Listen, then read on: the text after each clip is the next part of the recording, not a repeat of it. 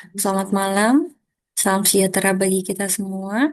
Yang terhormat Ibu Mutiara Rizky selaku dosen pengampu mata kuliah Akuntansi Keuangan Lanjutan kelas AK 602. Dan yang kami hormati pula seluruh teman-teman di kelas AK 602. Perkenalkan, saya Neni Olivia yang pada kesempatan ini bertugas sebagai moderator jalannya presentasi.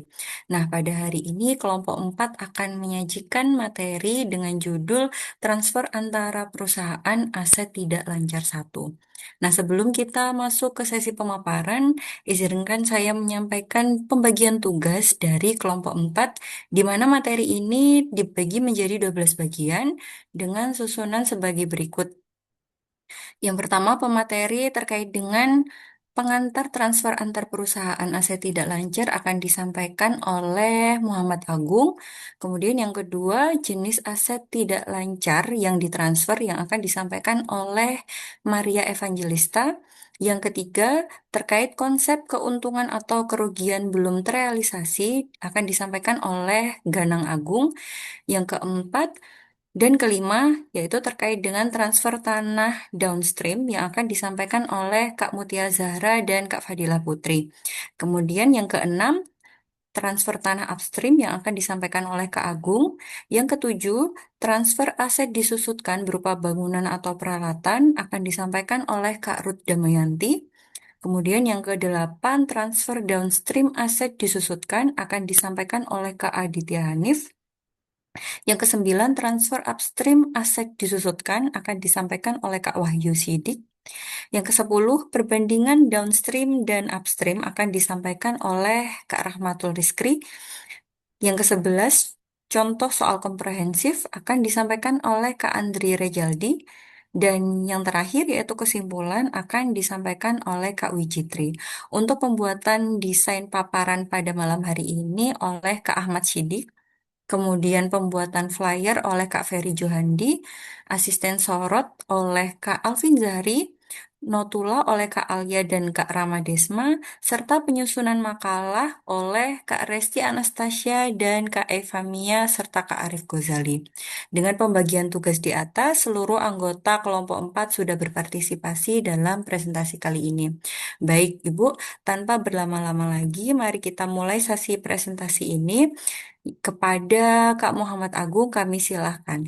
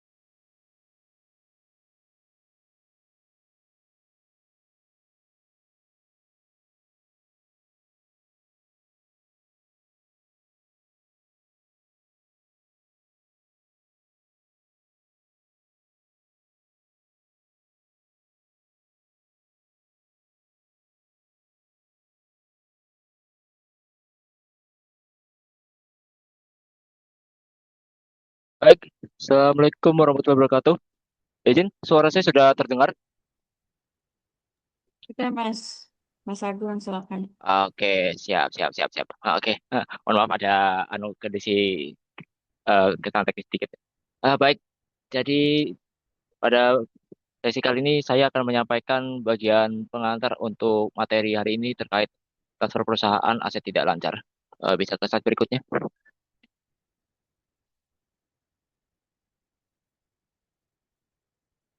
Eh, Mohon maaf, bisa ke slide berikutnya?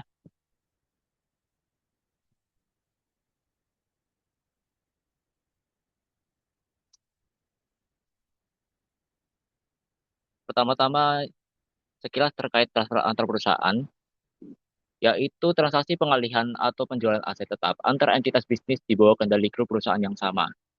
Dalam kasus ini, misalkan ada beberapa perusahaan grup, Maka atas transaksi jual beli atau pengalihan apapun terkait aset antara anak ke anak atau induk ke anak atau sebaliknya, ini akan masuk materi dalam transfer antar perusahaan, di mana akan diatur tersendiri dalam akuntansi keuangan lanjutan. Tujuan transfer tersebut yaitu mencapai efisiensi operasional secara menyeluruh, memfasilitasi proses rekrutisasi internal organisasi, dan optimalisasi pemanfaatan aset produktif antar entitas dalam grup.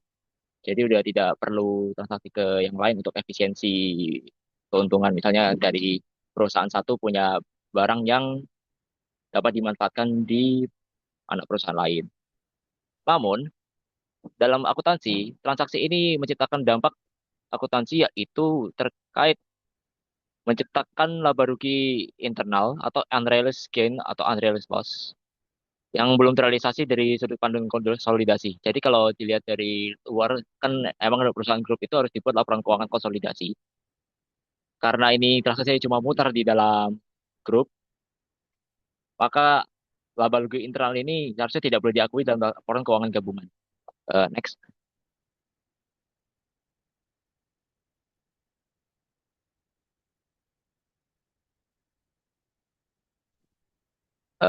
Maaf, slide berikutnya.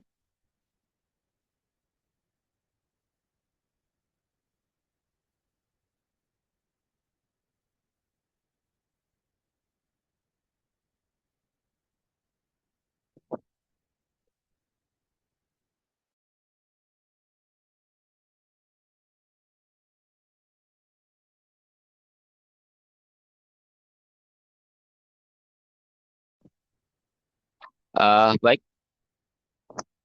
berikutnya terkait jenis, sebentar, sebentar. Maaf, bisa ke slide sebelumnya? Ini kok jadi slide yang ini? Nah, ya. Baik, pengantar berikutnya terkait pengenalan konsep kesatuan ekonomi, di mana pada prinsip ini induk dan anak perusahaan dianggap sebagai satu kesatuan ekonomi tunggal, sehingga mengimplementasikan laba rugi belum terrealisasi yang terjadi misalnya ada pengalihan aset antara perusahaan, ini dianggap belum terrealisasi karena aset diperjualkan masih dalam grup. Maka kita harus membuat namanya jurnal eliminasi untuk menghapus laba rugi internal untuk mengembalikan nilai aset ke biaya perolehan semula. Pada laporan konsolidasi perusahaan, hanya boleh mencerminkan transaksi dengan pihak eksternal untuk menyajikan posisi ekonomi yang sebenarnya.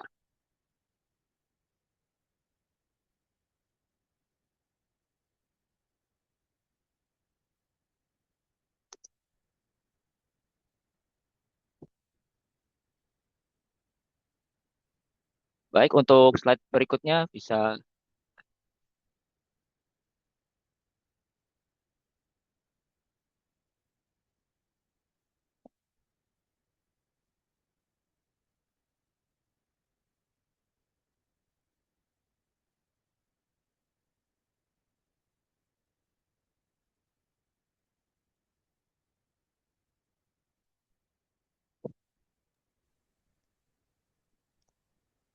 Baik, selanjutnya Baik, Kak Maria bisa untuk Evangelista. Kak Maria. Ya, terima kasih ya. Baik, selanjutnya kita mungkin akan masuk ke aset yang tidak yang ditransfer. Kita lihat ada dua jenis aset yang ditransfer. Yang pertama adalah aset tidak lancar, yaitu transfer aset tetap antar entitas grup yang memerlukan eliminasi laba belum terrealisasi dan penyesuaian penyusutan. Dan yang kedua adalah persediaan atau inventory, penjualan barang dagang antar perusahaan. Laba dieliminasi dari persediaan akhir sampai barang tersebut terjual ke pihak eksternal. Mungkin bisa selanjutnya. Kemudian kita masuk ke jenis aset yang ditransfer. Aset tidak lancar yang biasa ditransfer ada tiga, yaitu tanah, bangunan, dan peralatan. Untuk transfer antar perusahaan itu terjadi ketika satu perusahaan dalam kelompok usaha menjual atau memindahkan aset tetap kepada perusahaan lain yang masih berada dalam satu grup. Dalam laporan keuangan konsolidasi, transaksi ini memerlukan eliminasi keuntungan atau kerugian belum terrealisasi, serta penyesuaian nilai penyusutan terkait. Yang pertama ada tanah, merupakan aset tidak lancar yang tidak disusutkan. Laba transfer dianggap belum terrealisasi secara konsolidasi dan baru diakui sepenuhnya saat tanah tersebut berhasil dijual kepada pihak di luar grup. Kemudian yang selanjutnya adalah bangunan. Berbeda dengan tanah, bangunan ini adalah aset yang disusutkan. Laba atau rugi transfer harus dieliminasi dari laporan konsolidasi dan beban penyusutan di pihak pembeli wajib disesuaikan agar kembali mencerminkan nilai perolehan historisnya. Kemudian yang terakhir ada peralatan atau equipment, merupakan aset yang disusutkan. Mirip dengan bangunan, keuntungan penjualan harus dieliminasi dan akumulasi penyusutan pembeli dikoreksi agar penyajian nilai seolah-olah transaksi internal tidak pernah terjadi. Kemudian yang selanjutnya, nah ini adalah perbedaan transfer eh, dari beberapa eh, sifatnya ya. Transfer aset tidak lancar dan persediaan sama-sama merupakan transaksi antar perusahaan dalam satu grup yang harus dieliminasi dalam laporan konsolidasi. Namun perlakuannya berbeda karena sifat asetnya berbeda. Yang pertama kita lihat dari tujuan aset untuk persediaan itu dimiliki untuk dijual kembali dalam kegiatan usaha normal. Sedangkan aset tidak lancar dimiliki untuk digunakan dalam operasi, bukan untuk langsung dijual. Kemudian untuk realisasi laba, untuk persediaan terrealisasi saat persediaan dijual kepada pihak luar grup. Dan untuk aset tidak lancar, terrealisasi bertahap melalui penyusutan atau saat dijual keluar. Kemudian yang selanjutnya untuk jurnal eliminasinya, untuk persediaan berfokus pada penjualan, HPP dan laba belum terrealisasi di akhir. Dan untuk aset tidak lancar berfokus pada laba penjualan, nilai aset dan beban penyusutan. Dan terkait dampak periode, untuk persediaan dampak selesai ketika barang berhasil dijual ke pihak luar. Sedangkan untuk aset tidak lancar berlanjut selama masa manfaat karena adanya penyusutan. Baik, mungkin selanjutnya akan dilanjutkan oleh rekan saya.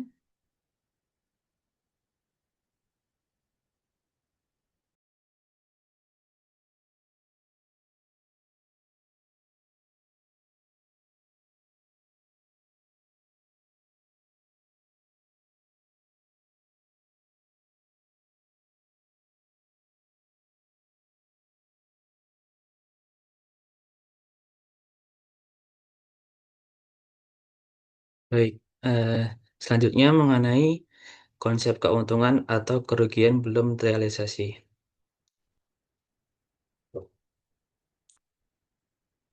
Unrealized gain atau loss adalah keuntungan atau kerugian yang timbul akibat perubahan nilai pasar suatu aset, tetapi belum direalisasikan karena aset tersebut masih dimiliki dan belum dijual.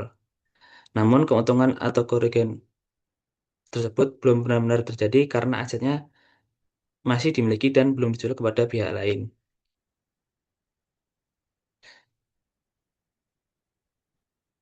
Unrealized Selama aset tersebut masih berada dalam kepemilikan perusahaan atau investor, perubahan nilainya hanya bersifat potensial sehingga belum diakui sebagai keuntungan atau kerugian yang terrealisasi. Selanjutnya, keuntungan atau kerugian tersebut akan berubah menjadi realized gain atau realized loss apabila telah terjadi transaksi yang menyebabkan aset keluar dari kepemilikan. Misalnya, aset keluar dari dijual ke pihak luar, dialihkan kepemilikannya atau dihentikan pengakuannya sesuai dengan ketentuan akuntansi. Untuk menghitungnya, yang pertama untuk unrealized gain, nilai pasar saat ini dikurangi nilai harga perolehan. Untuk unrealized loss, harga perolehan dikurangi nilai pasar saat ini. Next. Untuk contohnya,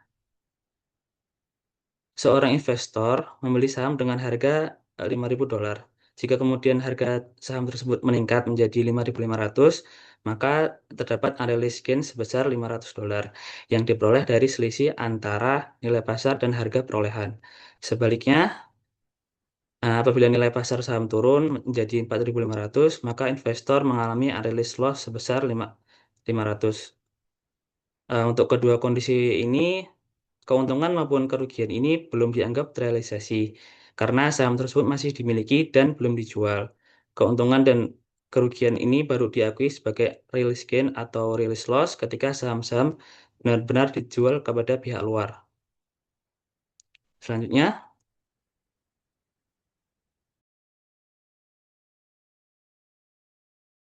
Baik, selanjutnya saya akan menjelaskan terkait transfer tanah downstream. Pertama, apa itu downstream? Downstream adalah transaksi penjualan aset tetap, di sini contohnya tanah, dari perusahaan induk kepada perusahaan anak. Adapun keuntungan internal belum dianggap terrealisasi secara konsolidasi sebelum tanah dijual kembali ke pihak luar. Transaksi hulu atau downstream terjadi dari entitas induk ke entitas anak. Laba atas transaksi antar perusahaan ini harus dieliminasi penuh dalam laporan keuangan konsolidasi jika aset tersebut belum terjual ke pihak eksternal.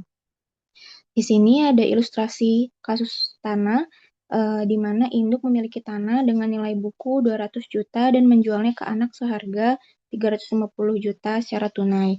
Adapun dampak pencatatannya untuk tanah anak dicatat 350 juta, yang mana itu dampaknya pencatatannya terlalu tinggi, 150 juta dari sudut pandang grup. Untuk laba induk mengakui keuntungan 150 juta, dan nanti akan ada eliminasi selisih wajib, dieliminasi 100% pada kertas kerja konsolidasi. Next. Selanjutnya, untuk pencatatan di jurnal pada pembukuan induk sebagai penjual tanah, untuk akun debit tertulis kas 350 juta, pada kredit tertulis tanah sesuai nilai buku 200 juta serta keuntungan penjualan 150 juta. Pada pencatatan jurnal pembukuan anak sebagai pembeli tanah, di aset masuk, akun debit akan tertulis tanah sesuai harga transfer 350 juta dan kredit tertulis kas 350 juta. Selanjutnya, untuk pencatatan eliminasi akan dilanjutkan oleh rekan saya.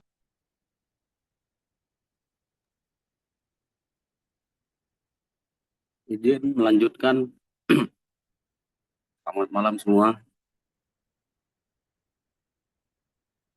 Untuk eliminasi konsolidasi terkait materi ini, dalam konsolidasi transaksi antar perusahaan dianggap terjadi dalam satu entitas ekonomi, di mana oleh karena itu seluruh keuntungan yang belum direalisasi dari transfer aset dalam grup harus dieliminasi sepenuhnya dalam laporan keuangan konsolidasi. Contoh kasus dalam penjualan tanah, di mana PT A menjual tanah dengan harga perolehan 500 juta kepada PT B seharga 800 juta. PT A mengakui keuntungan internal sebesar 300 juta pada pembukuannya. Dampak tanpa eliminasi, jika jurnal eliminasi tidak dibuat, maka penyajian laporan konsolidasi akan menjadi tidak akurat. Dampak akuntansinya, nilai tanah disajikan terlalu tinggi sebesar 300 juta di neraca, kemudian laba bersih, laba grup tersaji terlalu tinggi yaitu sebesar 300 juta. Maka bisa dikatakan 300 juta keuntungan belum terrealisasi. Kemudian lanjut.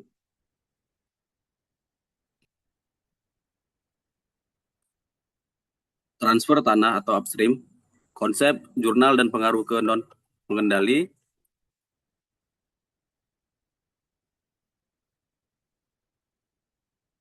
Transfer upstream adalah transaksi pengalian aset dari anak ke induk. Karena laba berasal dari anak, transaksi eliminasi juga mempengaruhi bagian kepentingan non-pengendali atau KNP, di mana transaksi penjualannya PTB atau anak menjual tanah dengan harga perolehan 500 juta kepada PTA atau induk seharga 800 juta. Keuntungan dicatat anak, tetapi dianggap belum terrealisasi karena tanah masih dalam grup. Dampak tanpa eliminasi, penyajian laporan konsolidasi menjadi tidak akurat jika jurnal eliminasi diabaikan. Dampak akuntansi, nilai tanah disajikan terlalu tinggi sebesar 300 juta di neraca, laba bersih, laba grup tersaji terlalu tinggi sebesar 300 juta. Sehingga 300 juta rupiah keuntungan belum terrealisasi. Kemudian jurnal eliminasi, di debit dicatat keuntungan penjualan tanah sebesar 300 juta, kredit terkait tanah 300 juta ribu rupiah. Kemudian pengaruh terhadap KNP, laba anak berkurang akibat eliminasi, bagian laba hak KNP ikut berkurang. Contoh perhitungan, KNP 20%, eliminasi laba 300 juta dikali 20% sama dengan 60 juta. Penurunan laba induk 80% menjadi 240 juta, penurunan KNP 20% menjadi 60 juta. Kesimpulan, upstream transfer. Pada transfer upstream, eliminasi laba belum terrealisasi mengurangi laba konsolidasi dan berdampak langsung pada bagian kepentingan non-pengendali atau KNP. Kemudian dilanjutkan.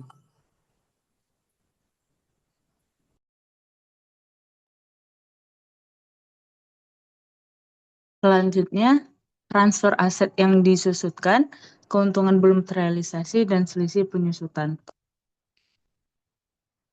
Karakteristik transfer di sini, transfer aset yang disusutkan seperti bangunan atau peralatan lebih kompleks daripada transfer tanah karena melibatkan dua hal, yaitu akumulasi penyusutan serta beban penyusutan tahunan. Ketika aset disusutkan, ditransfer di atas nilai buku, maka akan timbul keuntungan yang belum terrealisasi.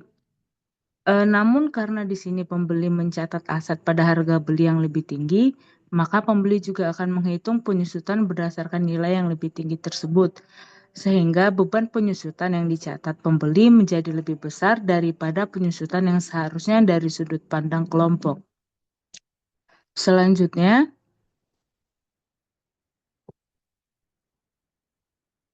konsep realisasi bertahap di sini, keuntungan yang tadinya belum terrealisasi akan terrealisasi secara bertahap setiap tahunnya melalui pemakaian aset tersebut.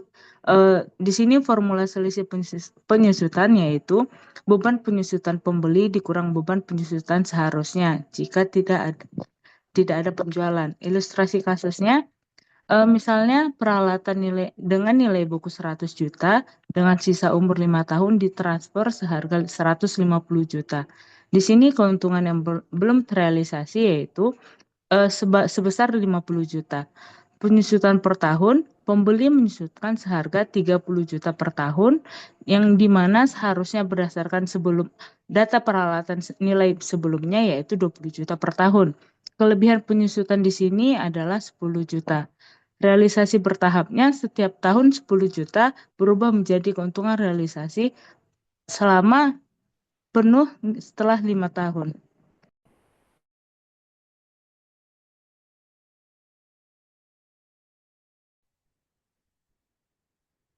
Baik, selanjutnya mengenai transfer downstream aset disusutkan, jurnal eliminasi dan realisasi bertahap.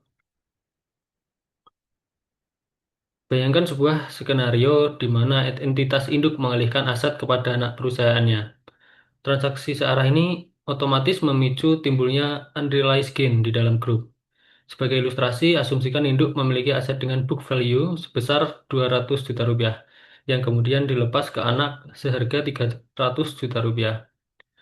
Dari kacamata induk, ada gain internal sebesar 100 juta rupiah. Namun, dari kacamata konsolidasi, aset tersebut sejatinya belum berpindah ke pihak eksternal.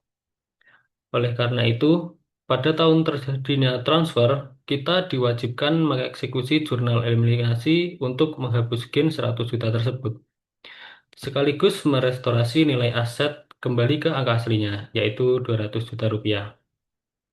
Masalah berikutnya berlanjut pada pembebanan penyusutan.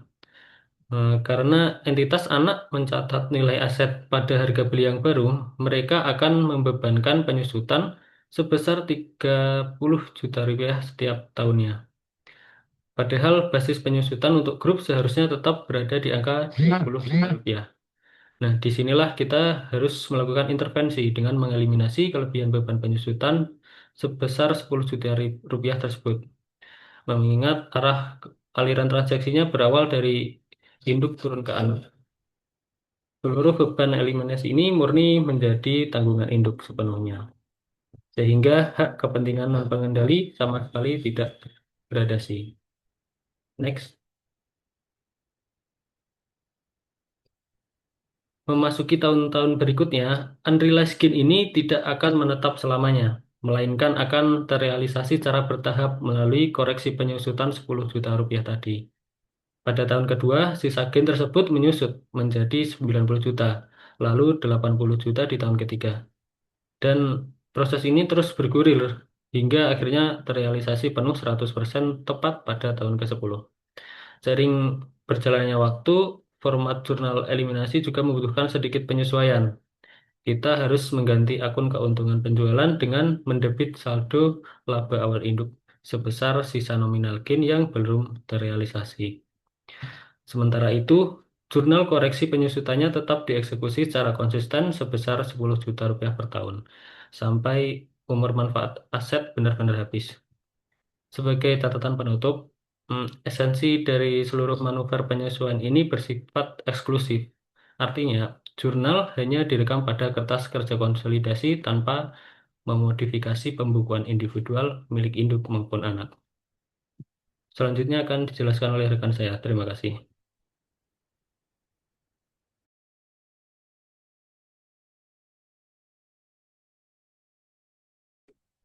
Baik, selanjutnya terkait dengan transfer upstream aset disusutkan, jurnal eliminasi dan alokasi. Nah, pada kasus ini, saya memberikan sebuah contoh kasus, yaitu terdapat sebuah mesin dengan harga perolehan 100 juta yang telah mengalami akumulasi penyusutan sebesar 40 juta, sehingga nilai buku mesin tersebut adalah 60 juta. Pada saat yang sama, perusahaan anak itu menjual kepada perusahaan induk sebesar 80 juta, sehingga terdapat laba penjualan internal sebesar 20 juta. Sementara sisa umur ekonomis dari induk yaitu 5 tahun atau 80%. Sehingga terdapat akun jurnalnya yaitu debit penjualan atas peralatan atau mesin yaitu sebesar 20 juta, kemudian kredit yaitu berupa equipment ataupun peralatan atau mesin. Lanjut. Nah, berdasarkan contoh kasus di atas, perlu dilakukan penyesuaian penyusutan per tahun. Penyusutan dicatat oleh induk berbanding dengan yang seharusnya dilakukan oleh konsolidasi. Penyusutan yang dicatat oleh induk yaitu sebesar 16 juta atau 80 juta dibagi 5 tahun, sementara penyusutan konsolidasi adalah sebesar 60 juta dibagi 5 tahun. Terdapat selisih penyusutan sebesar 4 juta. Jurnal eliminasi atas selisih penyusutan tersebut yaitu debit atas akumulasi penyusutan sebesar 4 juta dan juga kredit atas beban penyusutan. Jurnal ini dilakukan setiap tahun selama sisa umur ekonomis aset untuk mengembalikan beban penyusutan ke jumlah yang seharusnya menurut kelompok usaha tersebut. Next. Kemudian atas laba yang diperoleh, bagian laba itu sebesar yang diperoleh oleh pengendali atau induk yaitu sebesar 80% atau 16 juta, dan juga oleh non pengendali yaitu sebesar 20% atau 4 juta, atau secara total sebesar 20 juta. Laba ini juga harus dilakukan eliminasi. Laba internal sebesar 20 juta dihapus karena belum direalisasikan oleh kelompok usaha. Realisasi nilai aset tetap dikembalikan ke nilai buku sebelumnya sebelum dilakukan penjualan. Beban penyusutan dikurangi sebesar 4 juta setiap tahunnya selama nilai umur aset. Sehingga terdapat pembagian efek eliminasi mengurangi hak pengendali sebesar 16 juta yang berasal dari keuntungan dan juga non pengendali sebesar 4 juta. Next. Selanjutnya akan dijelaskan oleh rekan saya. Selanjutnya kita akan membandingkan transfer downstream dan upstream. Next. Pertama, terletak pada perbedaan arah transaksi di downstream. Ini terjadi ketika induk menjual aset ke anak, sehingga keuntungannya dicatat oleh induk. Untuk upstream sebaliknya, yaitu anak yang menjual ke induk, sehingga keuntungannya dicatat oleh anak perusahaan. Dari perbedaan itu, alokasi eliminasinya juga berbeda. Pada downstream, karena keuntungan sepenuhnya milik induk, eliminasinya ini dibebankan kepada induk sepenuhnya. Sedangkan pada upstream, keuntungan ini melekat pada laba anak, dan laba anak ini dimiliki bersama oleh induk dan kepentingan non pengendali atau KNP. Karena itu, eliminasinya ini nanti dibagi secara proporsional. Untuk dampaknya terhadap KNP juga berbeda. downstream tidak berdampak pada KNP karena KNP memang tidak pernah mengakui keuntungan tersebut, sedangkan di upstream ini mengurangi bagian laba yang dialokasikan ke KNP. Terakhir, efeknya pada laba atribusi induk untuk downstream, laba induk ini berkurang 100% dari keuntungan yang belum terrealisasi, sedangkan pada upstream, laba induk berkurang sesuai dengan persentase kepemilikannya. Next. Nah, selanjutnya bagaimana pengaruhnya terhadap laba bersih konsolidasi? Nah, pada transaksi downstream, keuntungan ini dicatat oleh induk sehingga labanya itu sepenuhnya milik pemegang saham induk. Saat konsolidasi dilakukan, seluruh keuntungan ini yang belum terrealisasi dieliminasi penuh dari porsi si induk. Sedangkan pada transaksi upstream, keuntungan dicatat oleh anak perusahaan sehingga melekat pada laba operasi anak perusahaan. Nah, di dalam anak perusahaan ini nantinya terdapat hak induk dan hak pemegang saham non pengendali. Karena itu eliminasinya dibagi ke keduanya.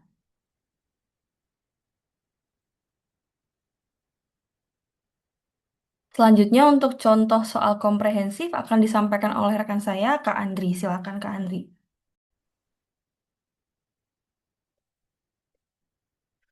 Baik, terima kasih Kak Rahmatul Rizky. Saya Andri, saya akan memaparkan contoh soal komprehensif. Nah, ini ada contoh soal. Nomor 1, PT Induk membeli 80% saham PT Anak pada tanggal 31 Desember 2020 dengan nilai buku saham sebesar 240 juta. Nomor 2, pada tanggal 1 Juli 2021, PT Induk menjual tanah ke PT Anak sebesar 35 juta. PT Induk semula membeli tanah tersebut pada tanggal 1 Januari 2021 seharga 20 juta dan tanah masih dikuasai oleh PT Anak. Ketiga, selama tahun 2021, PT Induk melaporkan laba terpisah sebesar 155 juta, terdiri atas laba dari operasi reguler sebesar 140 juta, dan keuntungan penjualan tanah sebesar 15 juta.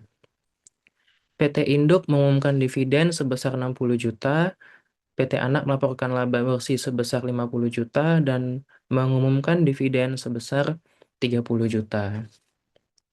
Keempat, PT Induk mencatat investasinya di PT Anak menggunakan metode ekuitas dasar, di mana PT Induk mencatat bagiannya atas laba bersih PT Anak, tapi tidak menyesuaikan untuk laba antar perusahaan belum terrealisasi. Next. Oke, yang pertama untuk nomor 1. Jurnal yang dibuat oleh PT Induk ketika PT Anak mengumumkan ada laba sebesar 30 juta, berarti 80%-nya itu dari 30 juta diperoleh oleh PT Induk, berarti 24 juta, yang merupakan kas yang diterima oleh PT Induk. Dan dengan menggunakan metode entitas, investasi pada saham PT Anak berkurang di kredit sebesar 24 juta. Kemudian nomor 2, pencatatan pendapatannya, PT Anak mencatat laba sebesar 50 juta, PT Induk memperoleh 80% dari 50 juta itu. Investasi pada saham PT Anak naik sebesar 40 juta dan itu merupakan pendapatan dari PT Anak sebesar 40 juta dan kita masukkan di kredit. Oke, next slide. Selanjutnya kita akan menyiapkan jurnal eliminasi. Jurnal eliminasi ini digunakan untuk membuat kertas kerja konsolidasi dan akhirnya nanti akan menjadi laporan keuangan konsolidasi. Yang pertama, ayat jurnal eliminasi diperlukan ketika PT Induk memperoleh dividen dari PT Anak. Tadi di awal disebutkan kalau PT Anak itu membagikan dividen sebesar 30 juta, di mana 80%-nya itu adalah milik dari PT Induk. Sehingga dividen sebesar 24 juta. Lalu PT Anak mengumumkan ada pendapatan sebesar 50 juta. 80%-nya itu adalah milik PT Induk. Sehingga pendapatan dari PT Anak sebesar 40 juta. Tadi juga sudah di jurnal, lalu kita akan eliminasi pendapatannya itu 40 juta di debit. Kemudian dividen 24 juta di kredit, Sisanya 16 juta yang merupakan pengurangan investasi saham PT Anak. Kemudian nomor 2, untuk kepemilikan kepentingan non-pengendali atau KNP. Tadi non-pengendali memiliki saham sebesar 20%. Ketika PT Anak memberikan dividen 30%, 20% atau 6 jutanya itu adalah milik non-pengendali. Kita kredit dividen di 6 juta.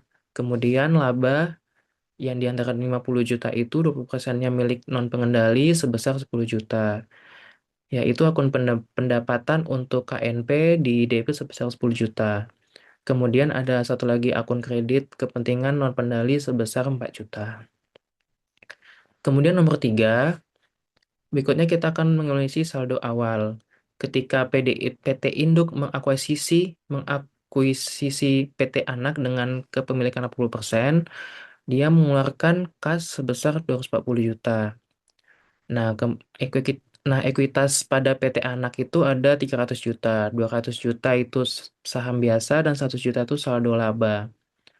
Tadi PT Induk pembelian pada nilai buku sebesar 240 juta di kredit. Sisanya kepentingan non-pengendali yaitu sebesar 60 juta di kredit. Dan yang terakhir tadi ada transfer aset berupa tanah yang belum terrealisasi, maka keuntungan di debit sebesar 15 juta dan karena transaksinya atas tanah, maka tanah dikredit sebesar 15 juta. Oke, selanjutnya Kak.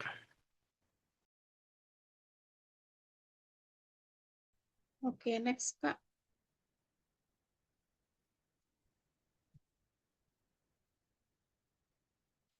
Baik, pada kesimpulan ini saya akan merangkum poin-poin penting terkait penyesuaian dan eliminasi dalam laporan keuangan konsolidasi.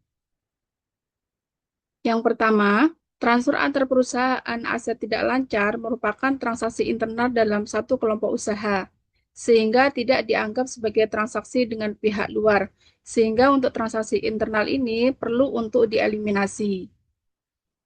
Kemudian yang kedua, keuntungan atau kerugian yang timbul dari transaksi tersebut bersifat belum terrealisasi dan harus dieliminasi dalam laporan keuangan konsolidasi.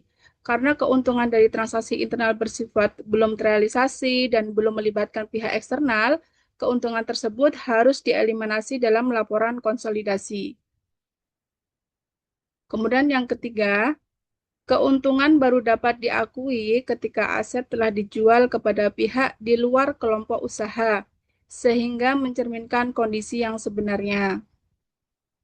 Kemudian yang keempat, pada aset tanah, keuntungan direalisasi secara sekaligus, sedangkan pada aset disusutkan, direalisasi secara bertahap melalui penyusutan. Next, Kak.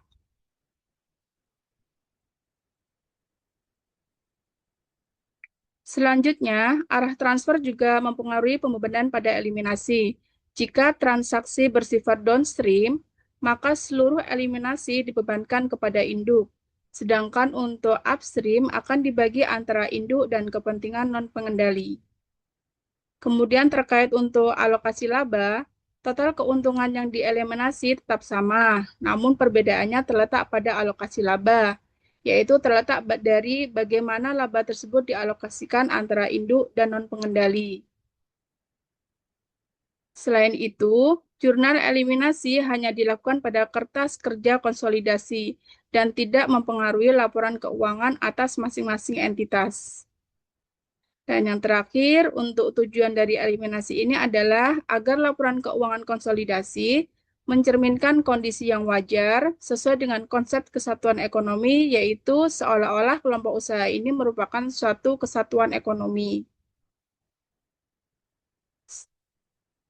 Baik, berikut adalah referensi atas pemaparan materi yang disampaikan oleh kelompok kami.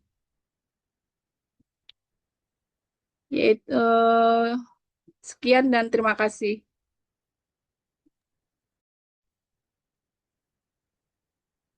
Baik, terima kasih banyak Kak Wiji dan juga terima kasih banyak kepada seluruh pemateri yang sudah memaparkan materinya dengan sangat informatif. Semoga materi terkait dengan transfer antar perusahaan berupa aset tidak lancar ini bisa bermanfaat bagi kita semua. Baik, teman-teman, kita akan lanjut ke sesi selanjutnya, yaitu sesi tanya jawab. Apabila ada yang ingin ditanyakan, bisa langsung menggunakan fitur raise hand ya teman-teman. Nanti akan saya persilahkan untuk unmute mic-nya. Atau mungkin bisa menggunakan fitur chat. Kira-kira apakah ada yang ingin ditanyakan terkait dengan transfer antar perusahaan tadi?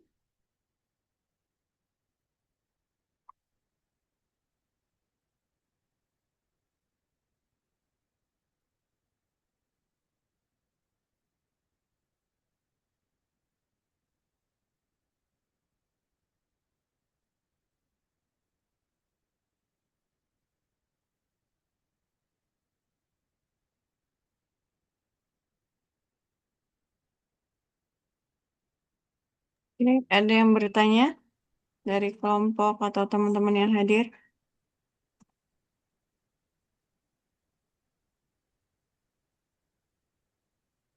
Tidak ada, Mbak. Ini ya. Oh iya, Bu. Oke, terima kasih untuk kelompok 4 penyajiannya, Mas Lutfi.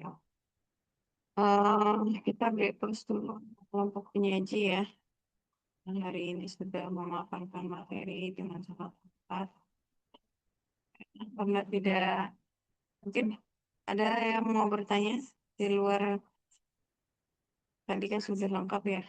Di, apa namanya, recordnya ya. Sebenarnya record kan memang dikirimkan ya. Cuman saya masih punya utang belum ngirim gitu ya. Nanti kalau sudah saya upload di YouTube, nanti saya kirimkan. Jadi nanti teman-teman bisa apa namanya mengulang bagi yang memang tidak hadir. Oke ya. Oke. Dari kelompok penyaji ada yang mau ditanyakan? Mbak Neni, Mbak Wici, Mas Lutfi. Tadi yang masih di kantor siapa tadi? Kelompok tiga tadi. Oke, semua yang masih apa dalam perjalanan atau masih di kantor semoga lancar ya. Kalau tidak ada, baik kita akhiri saja ya kelas hari ini. Saya ucapkan terima kasih. Ada yang sudah hadir. Oh ya, difoto dulu. Hari ini tidak ada pertanyaan dari saya. Dan saya rasa emang materinya sudah lengkap ya. Jadi tidak. Oke, kita foto dulu. 1, 2, 3. Ini 1, 2, 3. Sebentar. Namanya ada 1, 2, 3. Oke. Terima kasih semua. Sampai ketemu. Waalaikumsalam warahmatullahi wabarakatuh. Terima Waalaikumsalam. kasih.